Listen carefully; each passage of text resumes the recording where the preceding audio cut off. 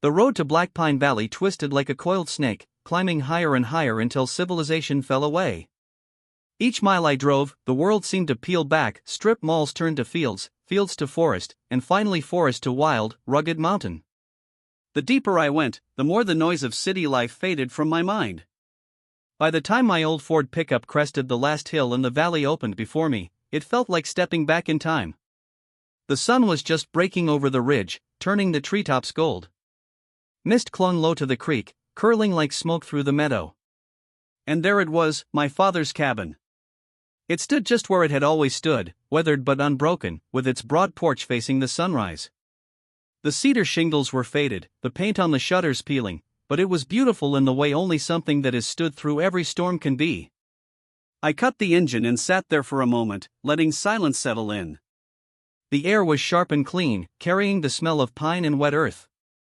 Somewhere, a woodpecker hammered against a tree. A distant creek gurgled faintly in the quiet. This was home. When I stepped out, my boots sank slightly into the damp gravel drive. I walked up to the porch slowly, almost reverently, running my hand over the railing as if to make sure it was real. I hadn't been back here in 12 years, not since my father's funeral.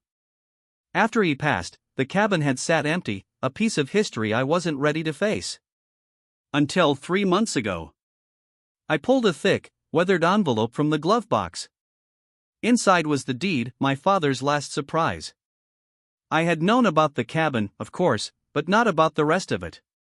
The papers spelled it out in black and white: the cabin, the valley, the mountain, every trail, every rock, every acre was mine. I still wasn't sure what to do with that kind of inheritance. But I knew what I wanted now: 1 week of quiet before returning to Denver, 1 week to breathe and remember who I was before the corporate grind swallowed me whole. I had just set my duffel on the porch when I heard the sound. An engine. Not mine, something newer, smoother, too polished for a road this rough. I frowned, turning toward the road just as a white SUV rounded the last bend and rolled into my clearing like it had a right to be there. It was spotless, which told me everything I needed to know about the driver. This road was hard on cars. Either she hadn't been here long or she didn't care enough to notice the scratches and dents that came with country living. The SUV stopped, and the driver's door opened. Out stepped a woman with iron gray hair pulled into a tight bun, pressed khaki pants, and a crisp button-down shirt. She clutched a clipboard to her chest like it was a shield. I didn't know her, but I knew the type. Every small town has one. She didn't bother with introductions. "You can't park there," she said sharply, pointing at my truck as though it had personally offended her. I raised an eyebrow. "Morning to you too." Her lips pressed into a thin line. "This area is part of the Black Pine Homeowners Association. All residents are required to park in designated areas to maintain the aesthetic integrity of the neighborhood." I looked around. There was no neighborhood, just trees, sky, and a cabin that had been here before she was born. "Neighborhood?" I asked. "Yes," she said briskly. "This cabin is part of Parcel 7B. You're in violation of." I held up a hand. "Hold on." I reached into the cab of my truck, pulled out the envelope, and removed the top sheet. "This land is mine. Cabin, clearing, and all the way up to the ridge." She took the paper like it might bite her. Her eyes scanned it quickly, but I saw the moment the seal registered, the county's official stamp, the legal language that didn't leave room for interpretation. This can't be right." "It's very right," I said calmly. "The county recorder's office confirmed it last month. I own this valley. Every acre of it." Her face tightened, but she didn't back down. "Be that as it may, you are still subject to HOA rules, lawn maintenance, exterior paint standards, noise ordinances." I barked out a laugh, startling her. "Lady, there is no HOA up here. There's no one for miles. You're standing on my land, and you came up my road to tell me how to park on it." Her nostrils flared. "You can't just ignore community standards." I stepped closer, lowering my voice. "This isn't a community. This is my father's land, and now it's mine. You and whatever committee sent you here don't have a say in how I live on it. For a moment, the only sound was the wind in the pines. Then she drew herself up stiffly. "You'll be hearing from us," she snapped, turning on her heel and marching back to her SUV. I stood there watching as she tore back down the road, gravel spitting from her tires. So much for a quiet week. Inside the cabin, it smelled of dust and cedar, like time had stopped the day my father died. The stone fireplace was cold, the shelves lined with the same books I'd read as a kid. I opened the windows, let the mountain air roll through, then spent the rest of the day cleaning. By late afternoon, the cabin had come back to life. The wood stove crackled, the porch was swept, and I'd stacked enough firewood to last a month. I sat down in the old rocking chair by the fire, a mug of coffee warming my hands, and stared into the flames.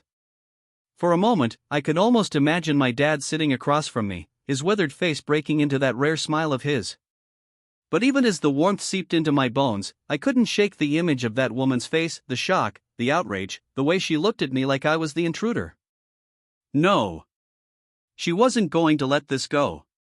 And I had the distinct feeling that the next time she came back, she wouldn't be alone. The second morning broke clear and cold. The mountains had that early autumn bite to them, the kind that wakes you up better than coffee. I stood on the porch with a steaming mug, watching the mist slide off the creek. The whole valley was glowing gold under the rising sun, and for a moment I believed I might finally get the quiet I came for. Then I heard the first engine. And the second. The sound carried up the road, low and rumbling, growing louder as it wound through the trees. I felt the hair rise on the back of my neck. So it hadn't been a one-time visit. I set the mug down and crossed my arms, waiting. Two vehicles appeared around the bend, the same white SUV from yesterday, leading a shiny silver crossover packed with people. Both cars rolled into the clearing and stopped in a perfect line, like they'd rehearsed it. The SUV door opened, and Karen Whitfield stepped out like a general arriving at the front lines. Her hair was pulled even tighter this time, her expression severe. Out of the crossover came three others, two men, one woman, each holding clipboards, cameras, and measuring wheels like they were preparing for battle. Karen started speaking before her feet even hit the gravel. "Mr. Callahan," she called, striding toward me with quick, clipped steps. "We're here on behalf of the Black Pine Homeowners Association to resolve yesterday's misunderstanding." "Morning to you too," I said, leaning on the porch rail. The tallest of the men stepped forward, his khaki pants pressed, his rimless glasses reflecting the sunlight. "Douglas Hart," he said formally. "Vice President of the HOA Board. Mr. Callahan, we're here to explain the situation and ensure everyone is operating under the same guidelines." I raised an eyebrow. "Guidelines? There's nobody here but me. And the deer." Douglas didn't laugh. He glanced at his tablet, scrolling as if reading from scripture. "According to our maps, your property is part of Parcel 7B. Our bylaws specify regulations on parking, exterior appearance, noise, and fire safety protocols. Your cabin appears to be in violation of several of these." Karen took over, her voice sharp. "You are currently non-compliant with HOA code, unauthorized vehicle placement, unapproved exterior paint color, and lack of a defensible fire break." I couldn't help it, I laughed. The sound echoed off the trees, startling a raven into flight. "You came all the way up here to tell me my cabin isn't the right color?" "It's not about color," Karen said coldly. "It's about property values. Standards keep the community looking respectable." I stepped down from the porch, closing the distance between us. "Lady, there is no community here. This is my land. All of it. I've got the deed to prove it." Her chin lifted. "Regardless of what you think you own, we have jurisdiction over this parcel." "Do you?" I said quietly. I reached into my jacket and pulled out the folded deed, handing it to Douglas. "Take a good look." He hesitated, then accepted it and read silently. I saw the flicker of uncertainty cross his face. "Where did you get this?" Karen demanded. "From the county recorder's office. This valley isn't platted, subdivided, or part of any HOA. You're standing on private property that's been in my family since 1958. Her jaw worked, and for a moment I thought she might back down. But Karen Whitfield wasn't built for retreat. "This is still a safety issue," she snapped. "If we allowed everyone to do whatever they wanted, there would be chaos. Property values would plummet. We can't just make exceptions." "You don't get to allow me anything," I said, my voice hard. "You're not in charge here. If you or your people step past my gate again without permission, I will call the sheriff and file trespassing charges." Her nostrils flared. "You think you can just ignore the rules?" "There are no rules here except mine." For a moment, the clearing went silent. Even the wind seemed to pause. Karen's face darkened. "You'll regret this," she said softly, her voice carrying a promise that was almost a threat. The rest of them shifted uncomfortably, glancing at one another. Douglas cleared his throat. "Perhaps we should adjourn this visit," he said quietly. Karen snapped her clipboard shut. "We'll be in touch." They turned and left, a column of pressed khakis and polished shoes marching back to their cars.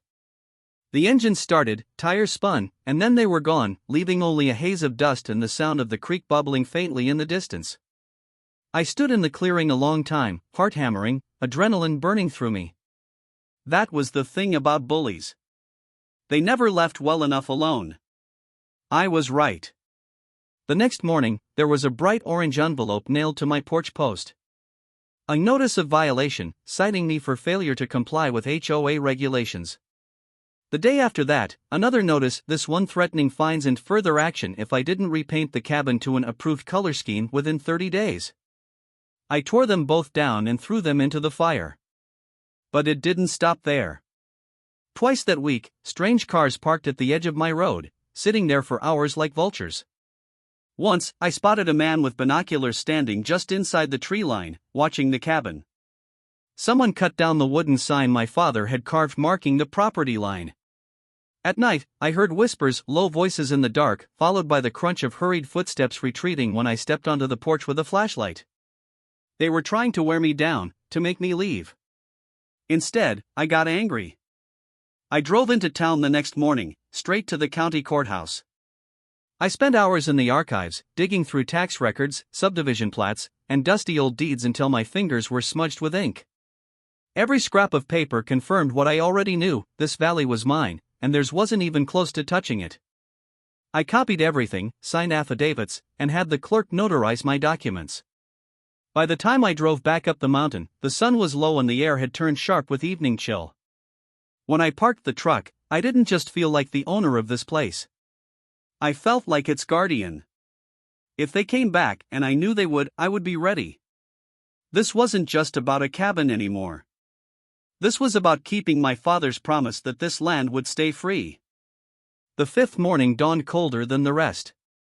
A gray mist hung low across the valley, thick enough to turn the world into a ghostly painting. I stood on the porch with a mug of black coffee, staring out into that fog, feeling the weight of the quiet pressing in around me. It wasn't peaceful anymore. It felt like the pause before a storm. The sound came at 8:17 a.m. 3 engines, rumbling in the distance. I set my mug down and exhaled, long and slow. "Here we go," I muttered. Through the mist, the first white SUV appeared, Karen's, its headlights glowing like eyes. Behind it came a black crossover, then a red pickup truck with 2 men standing in the bed, holding measuring poles. It was a convoy, rolling up my private road like they were coming to claim territory. When they stopped, doors opened in a flurry of movement. 8 people climbed out, Karen at the front, flanked by Douglas Hart and 2 other board members I hadn't seen before. They were dressed like they were going to a meeting at City Hall, not stepping onto a mountain. The men in the pickup hopped down, boots crunching gravel, and immediately began unloading equipment, cameras, clipboards, survey tools. Karen marched toward me like a prosecutor heading for the witness stand. "Mr. Callahan," she said, her voice loud and sharp in the quiet. "This is your final notice. You have refused to comply with the regulations of the Black Pine Homeowners Association. You have been issued 3 written violations and 2 fines. Today we are here to perform an inspection and document additional non-compliance." I didn't move. "You're trespassing," I said evenly. Her jaw tightened. You were warned. This is an enforcement visit authorized by the board. If you interfere, we will seek a court order. Douglas cleared his throat and stepped forward, trying for diplomacy. Mr. Callahan, we really don't want this to escalate further. If you would agree to repaint the cabin and pay the outstanding fines, we can put this matter to rest. I let out a laugh, short, humorless. You still don't get it, do you? Karen stiffened. Get what? I stepped down from the porch, boots crunching on the gravel, and walked slowly toward them. The group instinctively shifted back a step. This, I said, pulling the thick folder from under my arm, is every piece of paper I pulled from the courthouse archives this week. Deeds, tax maps, land surveys going back more than 60 years. My grandfather bought this valley in 1958, and it has never been subdivided or platted. It is not, and never has been, under any HOA jurisdiction. I handed the folder to Douglas. He hesitated, then took it and began to flip through the documents. I watched his face pale as he read. Karen snatched the papers from him, scanning quickly. This doesn't change anything, she snapped, though her voice trembled ever so slightly. Oh, it changes everything, I said quietly. You've been harassing me on private property. Posting false notices. Cutting down my road signs. Trespassing after being told not to. You're lucky I haven't already called the sheriff. Douglas cleared his throat again, this time less confidently. Karen, he has notarized documents here. This letter from the county. Karen shot him a look sharp enough to cut glass. Don't start. But the rest of the group was already shifting, whispering among themselves. I saw doubt spreading like wildfire. I took another step closer, lowering my voice so they had to strain to hear. Here's what's going to happen. You're going to get back in your cars, drive back down that road, and never set foot past my gate again unless you're invited. You will stop posting your fake notices, stop harassing me, and stop sending people to spy on my cabin. And if we don't? Karen asked, her voice icy. I smiled, slow and cold. Then I file charges for harassment and trespassing, and I take every single one of you to court. And when I win, you'll be the ones paying fines. Real ones. The clearing was silent except for the soft hiss of the wind through the pines. Karen's face turned scarlet, then white. She looked like someone had taken away her crown. You can't talk to me like this, she said, but her voice had lost its steel. I just did. The group behind her exchanged looks. The woman in the floral blouse finally spoke. Karen, he's right. If we keep pushing, we'll get sued. Douglas nodded reluctantly. The board has no authority here. We should withdraw.